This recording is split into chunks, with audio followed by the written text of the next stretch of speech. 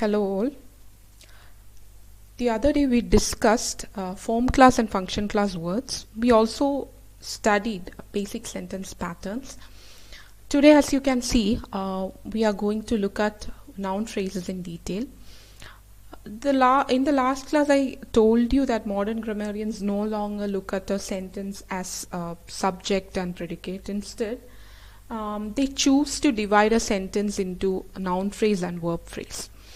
An additional point you have to remember here is that a verb phrase can also contain a noun phrase. So a VP can also contain an NP. We'll look into it in detail in the coming classes. So for the time being, let's get started with noun phrase. So first of all, let's look at a definition of a noun phrase. A noun phrase is a group of words that function like a noun. Typically, they act as subjects, objects, or prepositional objects in a sentence. Okay, NP is also the equivalent of a noun and can occur as a subject, object, or complement. So, a noun phrase can appear anywhere in a sentence. Okay, anywhere in a sentence, it can appear as a subject, or it can appear as an object, or it can even appear as a complement. NP is a group of words that function like a noun. So its main purpose is to serve the purpose of a noun. Typically, they act as subjects, objects, or prepositional objects in a sentence. So now let's take a look at some of the examples of an NP. So the spotted puppy is apt for adoption. Here, there are two nouns, puppy as well as adoption, but this entire thing, the spotted puppy, acts as an NP. So here there is an article, there is an adjective, puppy. So these things, these three words together, they make the subject of this sentence. The Bohemian house was brightly decorated for the holiday. So holiday is a noun, as we all know. So there are two NPs in the sentence.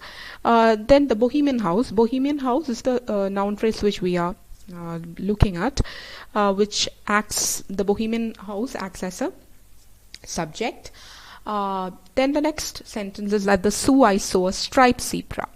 So here the noun phrase acts as an object to the verb so. So a striped zebra. I want a cute puppy for Christmas. I is a noun. So I is another is the subject of the sentence. But here, I want a cute puppy for Christmas. So want a cute puppy. So cute puppy is an object here. So it acts as an object. Okay. Mary lives in an eclectic household. So in an eclectic household comes after in. And in is a preposition, so it is the object of a preposition. So it is it becomes a prepositional object. Joe strives to an awful job every morning. So Jaws is a noun again. Jaws is a different noun phrase again. Drives to an awful job every morning. So job is a noun, as you can see, and awful is an adjective. So drives to an, so it comes after after the preposition to, right? So noun phrase here acts as a preposition object. So there is there are two other nouns here, jaws and morning, but our focus is on this prepositional object. Coming to the next set of examples, the car wash was out of order. Okay, the car wash. So here noun phrase with car acting as an adjective for the noun wash. Okay, so here car is acting as an adjective for wash. Wash is the noun here. So these three words can be called the noun phrase of this particular sentence. Next is the Delta Airlines flight to New York is ready to board. Okay, again Delta Airlines is an adjective to flight, and flight is a noun. So we know that Delta Airlines is a noun, but here Delta Airlines is acting since there is a word flight which comes after Delta Airlines. Delta Airlines function as an adjective here. Then the is also there. There is a determiner which we will see very soon. She kindly offered water to the gardener working in the hot sun. So here noun phrase acts as a participle, so it comes after the preposition. Having been a police officer, he knew how to defend himself. Okay, about here there are two subjects again. Police officer, it acts as a different phrase, and he is again a noun. So there are two nouns here. Coming to the next sentence, the ability to give to others is an important character trait. Okay, so here the noun phrase is a to infinitive. Okay, to infinitive. The ability to give to others is an example for a noun phrase. Okay. Examples continue. Our decision to get married was celebrated by all our friends. So again, this acts as a separate clause. So our decision to get married also is an example for an NP. She crawled through the dark and musty attic. As you can see, this particular, the highlighted phrase appears after through, and from that we can clearly understand that it is a case of prepositional phrase. He had to sit beside the horribly angry girl. So again, it comes after beside, which is a preposition. Her face red with embarrassment. So here it is a it is an example for a complex sentence. So yeah, her face. So this appears as a different set of words. This is a clause actually. Her face red with embarrassment. She took her seat beside the man she had tripped. So these are all examples of noun phrase. I just wanted to make sure that you can differentiate noun phrases now. So that's why I gave you so many examples. They walked into the sunset, their laughter carrying on the breeze. So they is again a noun. Sunset is again a noun. But here the noun phrase which we are going to look at is their laughter carrying on the breeze. So here it acts as an absolute phrase. Okay, so don't get confused by all these terms like absolute phrase, prepositional phrase and things like that. It's going to be simple, so don't be confused or tensed. Okay, so now we are going to look at the structure of an NP. So there are so many rules rules when it comes to a noun phrase.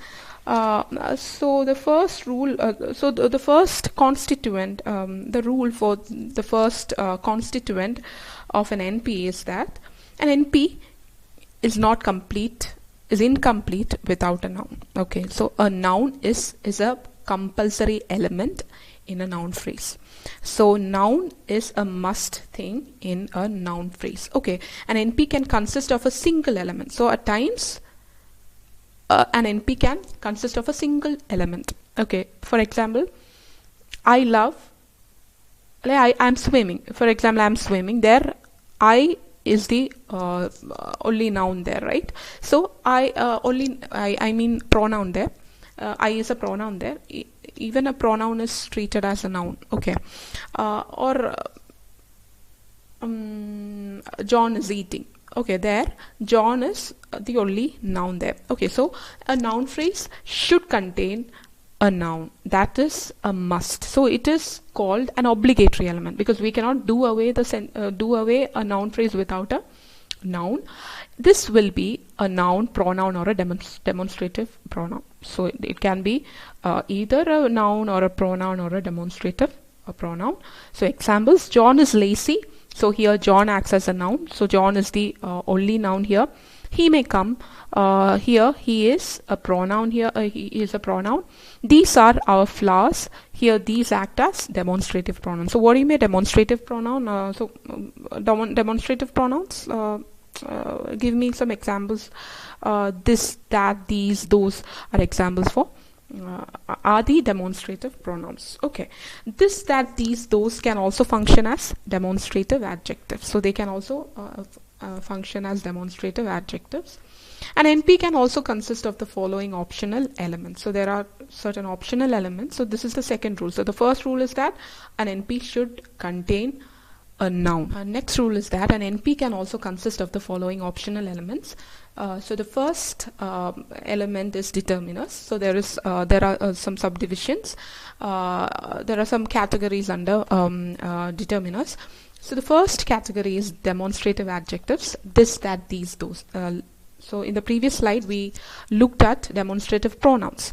So what is the difference between a demonstrative pronoun and a demonstrative adjective? So if you look at this example, this book, here we can understand that this acts as a word that modifies the word book. So here it becomes an adjective. If you take this example, this is my house.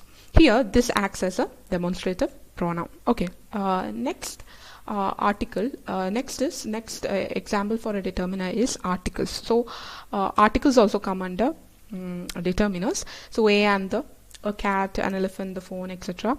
come under articles. Coming to the next type of determiners, that is WH words: what and which when they precede nouns. So remember that who and whose and whom won't, whose will come, whose will definitely come, but who and why won't come. Why won't be counted as determiners. So WH words like what and which, especially when they precede nouns. For example, what time, which woman, whose watch, etc. So whose also come under WH words. Okay, WH words which come under determiners. Okay. Next type of determiners is possessive case of nouns and pronouns. So noun plus apostrophe is, for example, Raju, Radhas, Rajus, Radhas, Raju and Radhas. Then his, her, my, their, our, etc. also come under determiners. Okay. So so determiners are an optional element. It can or cannot appear before a noun. Okay, coming to the next optional element, which is ordinal. So we have already looked at ordinal. So an ordinal indicates the order of an item in a series. Okay, so it is something that signifies the order. For example, first attempt, last supper, etc. So these all come under ordinals. So these are examples of ordinals. Coming to the next optional element, which is a quantifier. A quantifier is the numeral or word that indicates quantity of some sort. So quantity, it signifies quantity. So 12 students, many cars, little knowledge, etc. are examples for quantifiers. Coming to the next point, a determiner can be followed by an ordinal and a quantifier. So at times all these elements can appear together. The first three pictures. So here the is an article, first is an ordinal, and 3 is a quantifier. And pictures, so it is the plural form of a noun. Okay, so these things can appear together at times. Coming to the next optional element, which is an adjectival phrase. Okay, so we are looking at a noun phrase, and an adjectival phrase can also appear along with a noun. It is a phrase that functions as an adjective. The necessary element is the adjective. Example, a hot day. So in an adjectival phrase, we should have a noun. At the same time, we should also have an adjective. So an adjective is the necessary element in an adjectival phrase. Any number of adjectival phrases can occur in an NP. So that is a thing to be noted. Any number of adjectival phrases can appear in an NP. Example, a cold wind day. A cold wind day. So here there are two adjectives.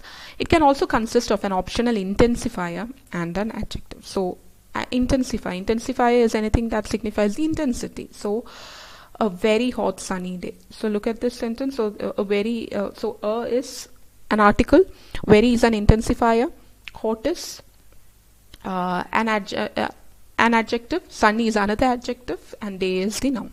So in an adjectival phrase, what all things should be there?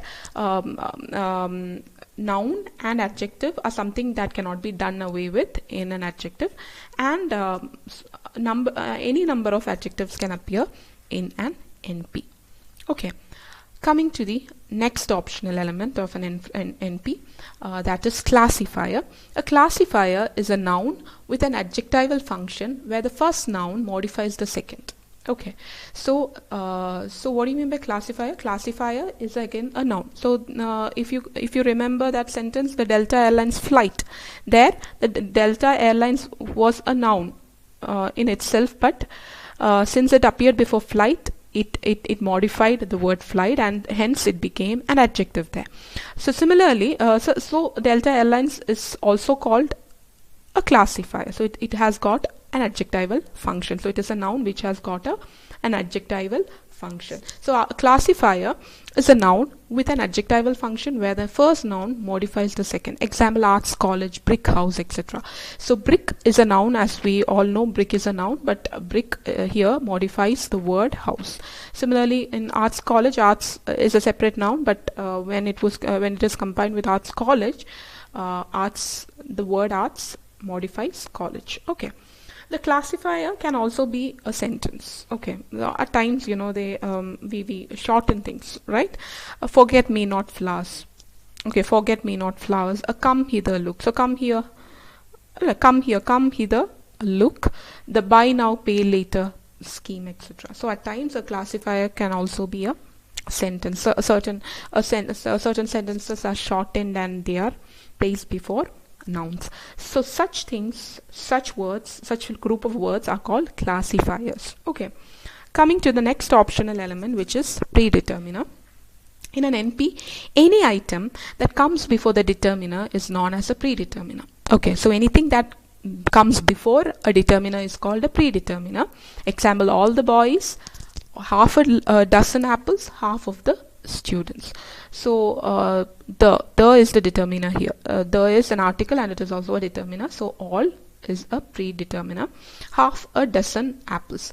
Is our article here. So half is a predeterminer. Half of the students here, half is the predeterminer.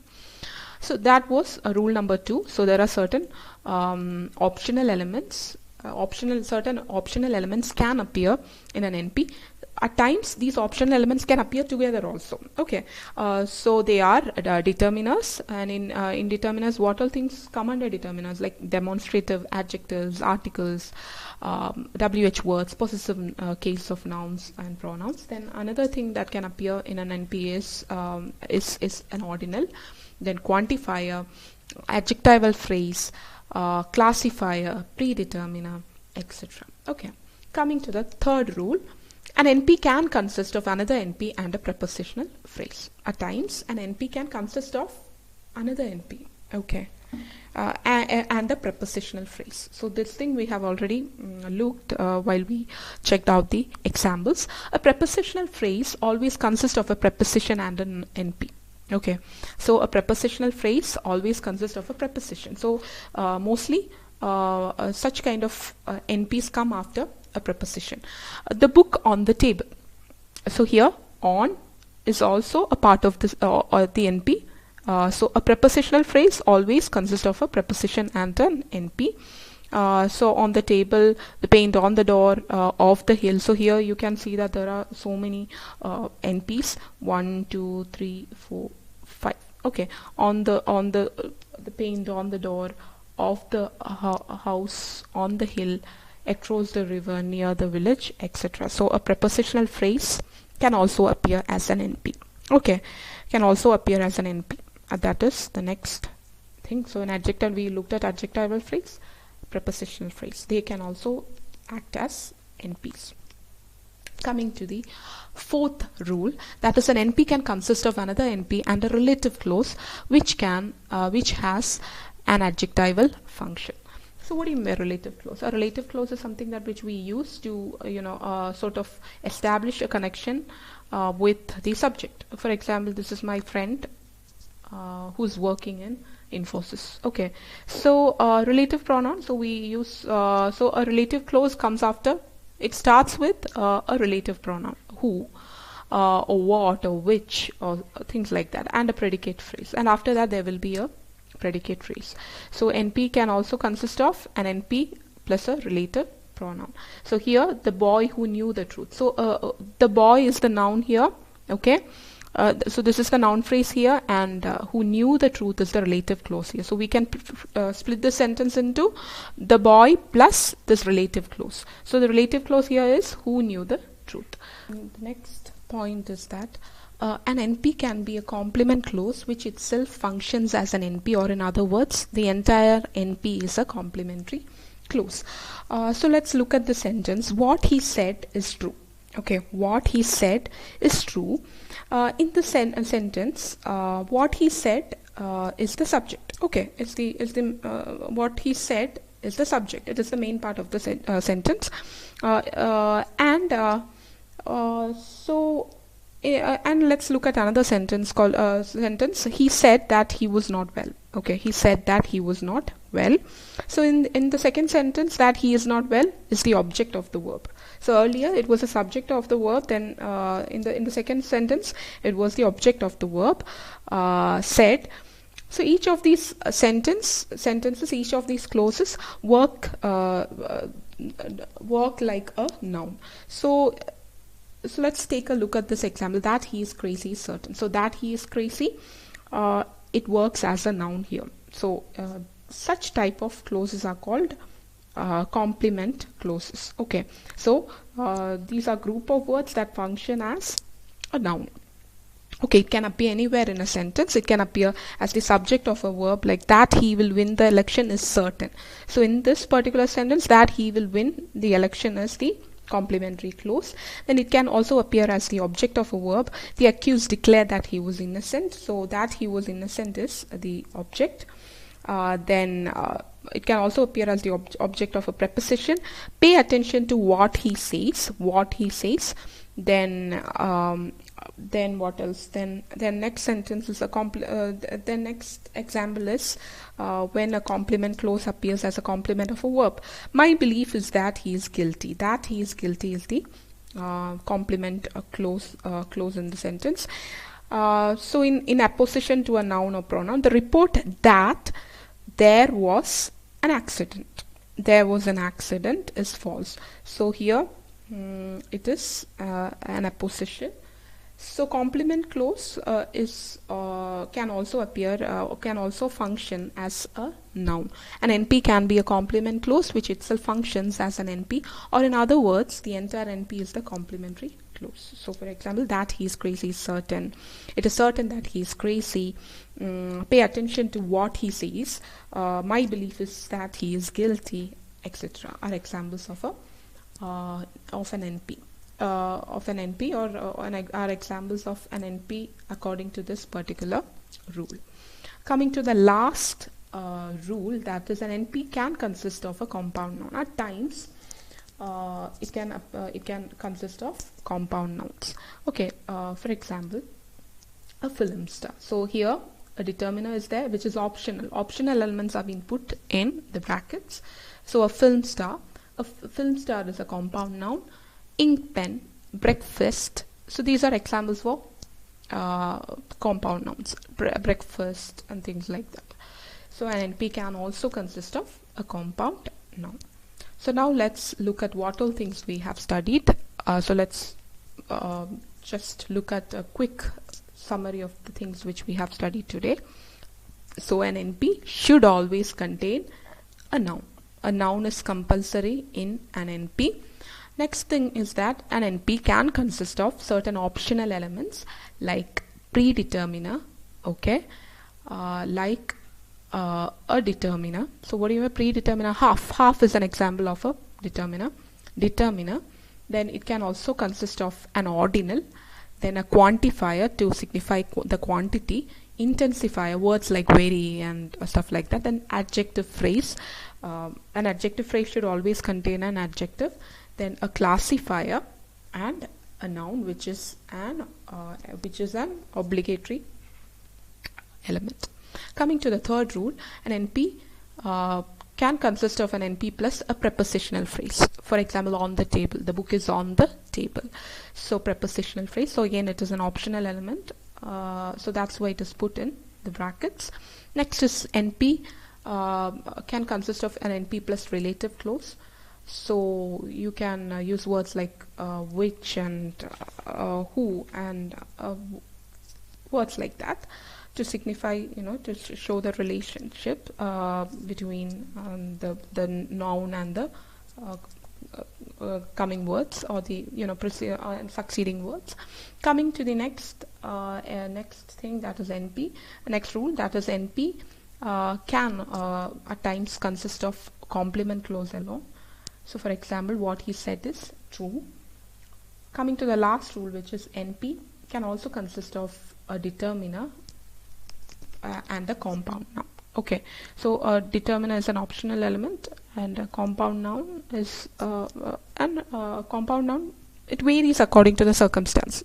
If the sentence demands a compound noun, then we don't have any other option but to go with the compound noun.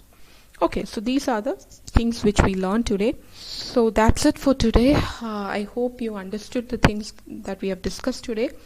So if you have any doubts, feel free to ask me. I'll come with another video the next day. So keep learning and stay safe and stay healthy. Thank you.